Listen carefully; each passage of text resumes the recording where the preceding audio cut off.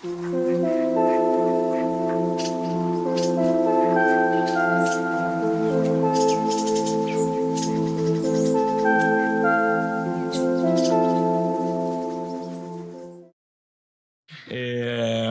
no princípio Deus criou os céus e a terra. Era a terra sem forma e vazia, trevas cobriam a face do abismo e o Espírito de Deus se movia sobre a face das águas. Disse Deus, haja luz, e houve luz. Deus viu que a luz era boa e separou a luz das trevas. Deus chamou a luz dia e as trevas chamou noite. Passaram-se a tarde e a manhã, esse foi o primeiro dia. Depois disse Deus, haja entre as águas um firmamento que separe águas de águas. Então Deus fez o firmamento e separou as águas que ficaram abaixo do firmamento das que ficaram por cima, e assim foi. Ao firmamento Deus chamou o céu. Passaram-se a tarde e a manhã, esse foi o segundo dia. Então, a gente continua aqui e no final das contas Deus ele passou 7 dias para construir esse todo, né? Acho que tem um versículo que seria bom ler, o 1:26, que ali menciona a criação do ser humano. E aí a gente tem aqui no 1:26, então disse Deus, façamos o homem à nossa imagem, conforme a nossa semelhança. Domine ele sobre os peixes do mar, sobre as aves do céu, sobre os grandes animais de toda a terra, e sobre todos os pequenos animais que se movem rente ao chão. Criou Deus o homem à sua imagem, a imagem de Deus o criou. Homem e mulher os criou. Deus os abençoou e lhes disse, sejam férteis e multipliquem-se. Encham e subjuguem a terra. Dominem sobre os peixes do mar, sobre as aves do céu e sobre todos os animais que se movem pela terra. Disse Deus, eis que lhes dou todas as plantas que nascem em toda a terra e a produzem sementes, e todas as árvores que dão frutos com sementes. Elas servirão de alimento para vocês. E dou todos os vegetais como alimento a tudo que tem em si fôlego de vida, a todos os grandes animais da terra, a todas as aves do céu e a todas as criaturas que se movem rente ao chão. E assim foi. Então, por que Deus ele diz, façamos o homem à nossa imagem, conforme a nossa semelhança, e domine ele sobre todas as coisas? Por que Deus criou um ser humano? E aí depois, o que significa dominar sobre todas as coisas? A primeira pergunta, por que Deus criou o ser humano? Ela até esbarra numa questão que Santo Tomás de Aquino perguntava. Deus em si mesmo se basta, mas ele resolveu contar conosco. Quando Deus cria o ser humano à sua imagem e semelhança, nós temos um paradoxo aqui, porque ninguém é como Deus. Deus é inigualável. Mas veja bem, esse Deus que é inigualável resolve fazer alguém à sua imagem e semelhança. Alguns teólogos acreditam que para Deus criar o primeiro ser do universo, eu não sei quem foi criado primeiro, mas vamos supor que foi um anjo. Esse primeiro anjo aqui que Deus criou. Deus já teve que, de certa forma, entrar numa dimensão de adequar a sua visibilidade, o seu conhecimento àquele anjo. Por quê? Esse ser aqui, ele não está com a mente de Deus. Ele não tem a habilidade de Deus, a eternidade de Deus. Ele não pode compreender Deus, mesmo sendo um poderoso anjo. Então Deus tem que se diminuir para se tornar claro para ele. E esse papel foi feito mais uma vez na criação da humanidade. Quando Deus cria o que Santo Agostinho chama de a imago Dei e nos dota da sua imagem e semelhança, ele nos deu a capacidade de percebermos coisas como ele. Aí vem a segunda pergunta, e por que ele fez a sua imagem? Deus é aquele ser que ele, acho que dá pra gente entender um pouquinho aqui, ele já ama alguém que ainda não existe. Eu ainda não tenho filhos, nem você. Tem, Sofia, mas eu digo assim, geneticamente falando. Mas você já ama os seus filhos que você não conhece. Eu já amo. Você tem os seus filhos. Mas você já orava antes, você já desejava, já imaginava como é que vai ser o rostinho, como é que vai ser o dia que fala papai a primeira vez. Você ama alguém que ainda não está na sua vida. Então Deus já nos desejou. Nós não somos frutos de um acidente cósmico. E quando ele nos desejou, ele ficou numa situação semelhante à de um pai rico que herda um filho, que gera um filho. Eu estava vendo um dia vocês com uma conversa muito legal aqui com o Flávio Augusto, que eu achei muito interessante. E o tema que vocês estavam conversando era sobre questão de filho herdeiro. Como é que o Flávio estava sentado, acho que aqui onde eu estou, e ele explicando como é que ele faz, que até lembro do princípio dele, falou assim, é estranho, eu pedi o meu filho para ir de ônibus para a escola, para ele aprender a humildade, mas eu levo ele para comer num restaurante que o prato sai a R$1.500, R$2.000. É uma falta de coerência. Um pai, quando ama, ele quer o melhor para o seu filho. E ele quer que o filho experimente tudo de bom. Então Deus, ele sabia que tinha coisas que traziam tanto prazer a ele, que ele partilhou conosco. Ele falou assim, olha, é tão bom amar e ser amado, que eu vou imbuir vocês com o dom do amor. As pedras não têm o dom do amor. O ser humano tem. É tão bom ser admirado e adorado, que eu vou imbuir vocês com o dom do domínio. Os animais do campo e a vegetação e a natureza vão ter por vocês o respeito que vocês têm por mim. Vocês, assim como eu sou o Senhor de vocês, vocês serão os senhores da natureza. Então, na teologia, nós temos 2 tipos de atributos de Deus: os comunicáveis e os incomunicáveis. Os incomunicáveis são aqueles atributos que só Deus tem e mais ninguém no universo. Por exemplo, Deus é o único que tem vida em si mesmo. Ninguém pode ter vida em si mesmo. Deus é o único capaz de ser adorado como Deus. Não pode outra criatura ser adorada. Não existe isso. E outros atributos que são só de Deus. A onipresença, só Deus pode ser onipresente, onisciente. Mas existe uma segunda categoria de atributos de Deus que chamamos atributos comunicáveis de Deus. É aquilo que Deus tem em si, mas ele partilha em miniatura com seus seres. Entendeu? Então por isso que o pai para a criança, ele representa Deus para a criança. E aquele prazer que você tem de ser amado por um bebê, é o prazer que Deus tem quando nós o amamos. Só que também tem a dor, quando você é rejeitado e tudo mais. Então, nesse sentido, nós somos a imagem e semelhança de Deus, que envolve aspectos físicos, é claro, porque Cristo é a imagem visível do Deus invisível, diz o apóstolo Paulo. Então, somos criados à imagem de Cristo e temos também a imagem moral de Deus. Porém, com o pecado, que vamos falar daqui a pouquinho, essa imagem do Criador foi perdida e ela é restaurada pela graça. E aí, a gente vê aqui sobre a origem da humanidade, né? E é muito interessante, que diz assim, essa é a história das origens dos céus e da terra, no tempo em que foram criados. Quando o Senhor Deus fez a terra e os céus, ainda não tinha brotado nenhum arbusto no campo e nenhuma planta havia germinado, porque o Senhor Deus ainda não tinha feito chover sobre a terra e também não havia homem para cultivar o solo. Todavia brotava a água da terra e irrigava toda a superfície do solo. Então o Senhor Deus formou o homem do pó da terra e soprou em suas narinas o fôlego de vida, e o homem se tornou um ser vivente. Aqui começa, né? Então o Senhor Deus formou o homem do pó da terra e soprou em suas narinas o fôlego de vida. A gente começa a questionar e refletir aqui sobre a literalidade das coisas. A gente não consegue formar um ser humano do pó, soprar nas narinas, fôlego de vida, mas eu sei também que às vezes quando a gente vai explicar para uma criança alguma coisa, a gente usa uma metáfora, às vezes ela não está pronta para entender. Então, como que a gente deve interpretar essa passagem específica aqui? Deus criou realmente de um pó? Ou a gente talvez não seria capaz de compreender, então Deus colocou de uma forma lúdica para que fizesse sentido para a nossa capacidade? Bom, devemos levar em consideração 3 coisas ao ter esse texto. Alguns, de mente mais científica, vão falar, isso aqui é ridículo. A gente já sabe que o ser humano veio do Pithecanthropus erectus, do Homo sapiens, o Homo ergaster, o último é o Homo sapiens, e fomos evoluindo, e depois veio a Eva mitocondrial. Então, isso aqui é balela. Uma pessoa acadêmica não pode acreditar nisso. Eu não compro essa ideia. A segunda maneira é ficar assim, achando que Deus foi ditando para Moisés palavra por palavra, e Moisés foi escrevendo e tudo mais, e literalizando até algumas coisas aqui que às vezes não... Gênesis foi escrito por Moisés. A terceira via, que é a que eu mais aprecio, é aquela assim, Moisés está descrevendo uma história real, que isso realmente aconteceu, mas com uma linguagem humana.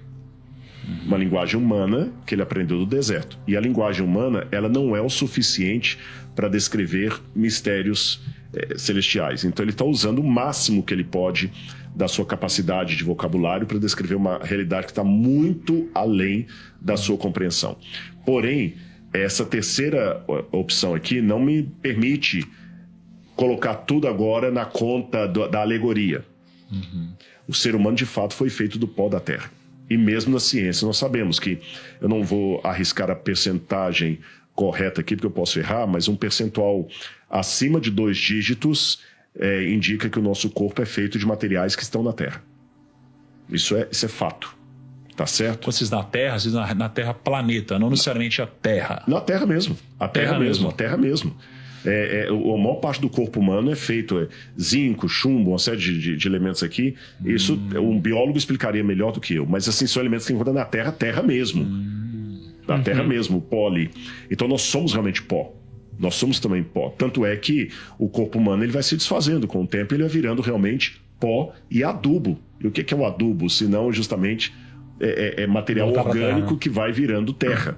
Depois a minhoquinha vai lá, come aquela coisa toda. Então o nosso corpo é constituído realmente de elementos da Terra, não planeta. Estou falando da Terra ali. O soprar nas narinas o fôlego de vida, quando Deus sopra, é o elemento vital que Deus coloca em nós. E a junção do elemento vital, o sopro de Deus, com o pó da terra, resulta em alma vivente.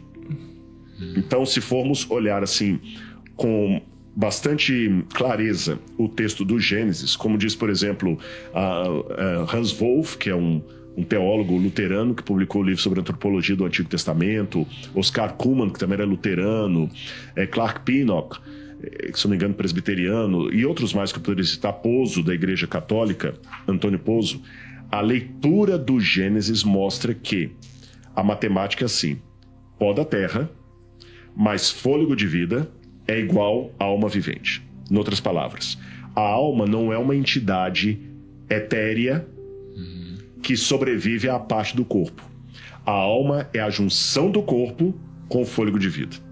Então toda essa noção que nós temos hoje no Ocidente de alma penada, espírito, olha, ele viu a alma do fulano ali, na verdade é uma noção que nós herdamos de Platão, que viveu no 4º século a.C., e não era da Bíblia. Platão era filósofo grego, discípulo de Sócrates.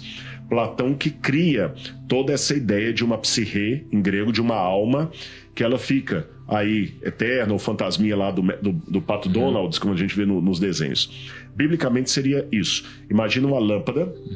Aqui no estúdio eu tenho lâmpadas acesas e lâmpadas apagadas.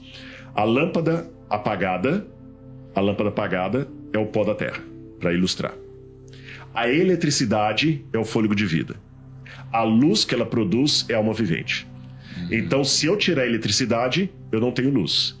Se eu tirar a lâmpada, também não tenho a luz. É a junção da eletricidade com a lâmpada que gera a luz. É a junção do corpo com o fôlego de vida que gera a alma. Então, em termos bíblicos, eu estou vendo só nessa mesa aqui 3 almas. E quando eu estou vendo uma pessoa num caixão, não estou vendo alma, estou vendo um corpo. Aqui eu não estou vendo 3 corpos, eu estou vendo 3 almas. Que é uma linguagem que até usa no Novo Testamento.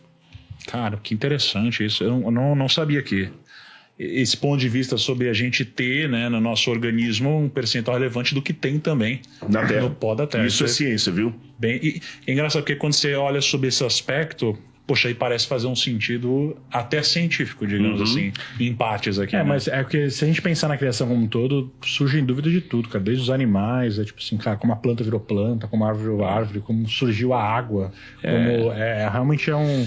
Mas mesmo se você pensar na teoria da evolução das espécies, a conta não fecha.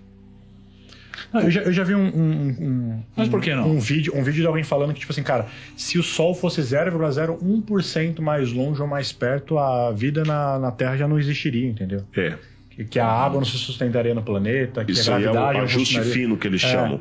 Ele fala assim que é muito preciso para ser um sem querer de uma explosão, entendeu? Esse é um ponto. E ele tá certo. O ajuste fino, ele é tão assim, milimetricamente, menos que micromineticamente ajustado, que até um dia conversando com o Sacani mesmo admitiu para mim. O Sacani, ele já gostou de OVNI, né, de UFO, mas hoje ele não acredita mais em OVNI. Aí a gente num bate-papo, eu gosto muito de conversar com o Sacani, é um camarada ateu, e eu sou crente, ele é ateu, e a gente já teve conversas tão agradáveis, tão boas. Acho que dá para se respeitar, sabe? E numa das conversas que a gente teve, eu tô falando de público porque essa conversa foi pro ar. Ele falou assim: Eu perguntei, você acredita na possibilidade de vida em outros planetas? Ele falou assim, não. Eu falei, por quê? Ele falou, porque a chance matemática da vida existir por espontaneidade é tão remotamente absurda que eu não consigo acreditar que a coincidência que aconteceu aqui possa acontecer em algum outro canto do universo. E ele está certo, de acordo com os elementos de raciocínio dele. Se não existe Deus, se o que está aqui é apenas uma coincidência, um jogo de dados, é tanta equação para acontecer por coincidência, gente, que você vai colocando equação sobre equação. É a coisa mais absurda do que se eu falar assim que eu vou jogar 1000 vezes na lotérica, marcando os números de olhos fechados, e vou ganhar as 1000 vezes sozinho. Sabe assim, Rodrigo? Sim. Matematicamente, a chance do acaso acontece. Eu posso jogar a garrafa aqui, ela cai em pé. Mas assim, é muito remota. E você vai jogando tantas coisas. Como é que você tem a abelha que está ali na colmeia e ela precisa justamente do néctar. E existe a abelha, existe o néctar, ela vai lá, é uma engrenagem muito bem gerada. Falar que isso tudo é fruto do acaso é como dizer que houve uma explosão num monte de nada, e dessa explosão as pedras caíram, montando um edifício completo, pintado, rebocado, com elevador, e ainda as letras que explodiram montaram um dicionário de A a Z completo, em inglês e português. Não faz sentido um negócio desse. Então tem que ter um Deus. O segundo ponto que eu falei que a conta não fecha é que quando você exclui Deus e tenta explicar toda a majestade da vida apenas por razões evolutivas, não bate a questão. Vamos falar especificamente sobre o ser humano. Todos os estudos feitos até hoje por linguistas mostram, vários Noam Chomsky, que eu posso citar, e outros mais, Baba, que é da Índia. Todos os estudos mostraram até hoje que o ser humano precisou aprender a falar. Por outro, a fala não é um instinto humano. O cachorro late sem ninguém ensinar. O latido do cachorro é instintivo. O miado do gato é instintivo. A fala humana não é instintiva. Ela demanda ensino e aprendizado. Interessante isso. Se não existe Deus, se nada disso aqui aconteceu, como é que o ser humano começou a falar? Sendo que, e não é uma questão assim, não, é que ainda não encontramos a explicação. Não é que não encontraram a explicação. É que todas as explicações já dadas convergem para o fato de que a fala é fruto de aprendizado.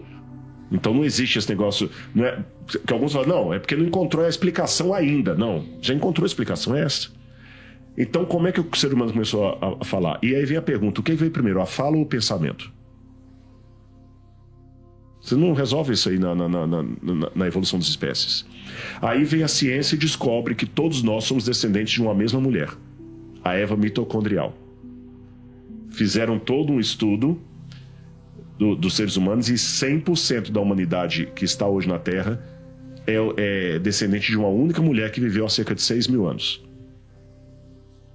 É mesmo isso daí? É. Pode dar uma bugada aí. A 6 mil anos? 6 mil anos. Eva mitocondrial. Que isso? Caramba. A Eva mitocondrial. É só usar lá, Eva mitocondrial. Aí eu sei, antes que eu venha um hater me atacar aí, a Eva mitocondrial não tem nada a ver com a Eva bíblica. Eu sei. Os cientistas deram o nome de Eva mitocondrial assim, como você pode dar o nome de Arca de Noé, né? para uma ONG. Vou chamar Arca de Noé. Porém, vamos pegar o que o conceito está falando. Que a humanidade toda é filha de uma única mulher há milhares de anos. Cerca de 6 mil anos, tá bom? Agora, o que não está provado? Não, havia outras mulheres na época, mas todas morreram. A única que conseguiu sobreviver e gerar filhos foi essa.